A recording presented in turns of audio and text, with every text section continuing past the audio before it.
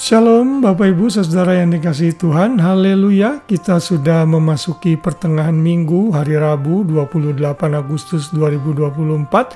Saya berharap dan berdoa agar saudara semua ada dalam pemeliharaan Tuhan, tetap semangat dalam menjalani hari-hari saudara.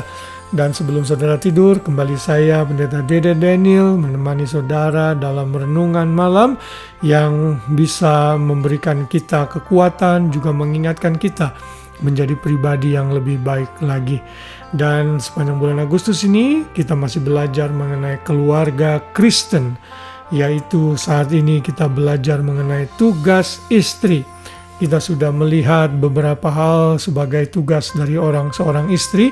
Yang pertama, kita sudah belajar ia menjadi penolong bagi suaminya. Lalu yang berikutnya, istri tunduk terhadap suami, lalu hidup dalam kesalehan. Dan hari ini yang keempat, kita belajar tugas istri mengurus keluarganya. Itu diambil dari Amsal 31 ayat 15 yang berbunyi demikian.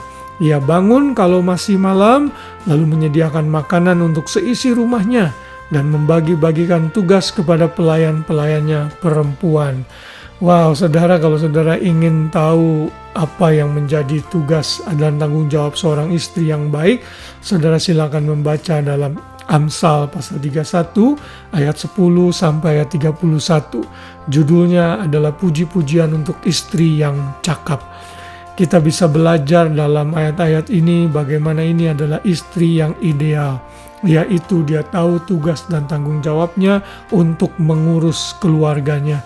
Saya mendengar dan melihat ada banyak sekali wanita-wanita yang malas dan tidak memperhatikan kehidupan suaminya dan anak-anaknya.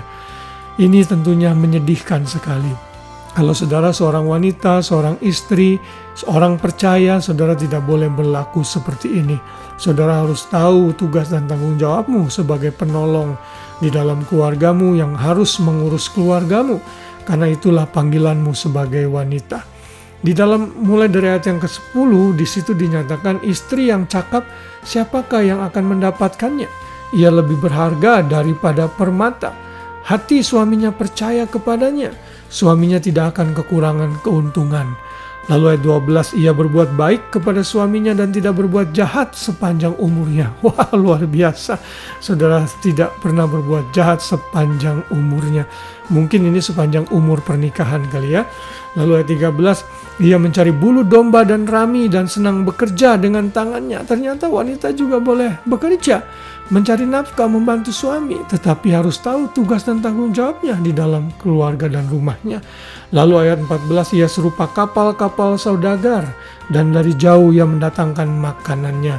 Ayat 15 yang kita sudah baca tadi, ia bangun masih malam, lalu menyediakan makanan untuk seisi rumahnya dan mulai membagi-bagikan tugas kepada pelayan-pelayannya perempuan. Wah, ini tentunya mungkin salah satu wanita yang di-admire oleh Salomo di dalam kitab Kidung Agung, benar-benar melakukan tugasnya sebagai istri yang cakap. Ayat 16, ia memberi sebuah ladang yang diingininya dan dari hasil tangannya kebun anggur ditanaminya. Ini istri yang sangat baik, mengelola keuangan suami dengan baik, lalu melakukan bisnis sehingga bisa memberkati keluarganya. Nanti saudara silakan membaca terus ayat-ayat ini di rumah. Dan ayat 28 dinyatakan anak-anaknya bangun dan menyebutnya berbahagia. Pula suaminya memuji dia. Wow, luar biasa saudara. Kalau suami dan anak-anak saudara memuji saudara sebagai istri karena sudah melakukan dari ayat-ayat sebelumnya, itu adalah satu kebanggaan yang saudara boleh terima. Kalau manusia saja bangga, apalagi Tuhan. Tuhan pasti disenangkan kalau saudara sebagai wanita melakukan tugas dan tanggung jawabmu dengan baik. Sekali lagi dalam ayat 30 di situ diingatkan lagi untuk para wanita-wanita. Kemolekan adalah bohong dan kecantikan adalah sia-sia. Tetapi istri yang takut akan Tuhan dipuji-puji. Itu kita sudah belajar kemarin juga. Istri yang saleh adalah berarti istri yang takut akan Tuhan. Saat kita memiliki inner beauty, maka kata firman Tuhan, ia akan dipuji-puji.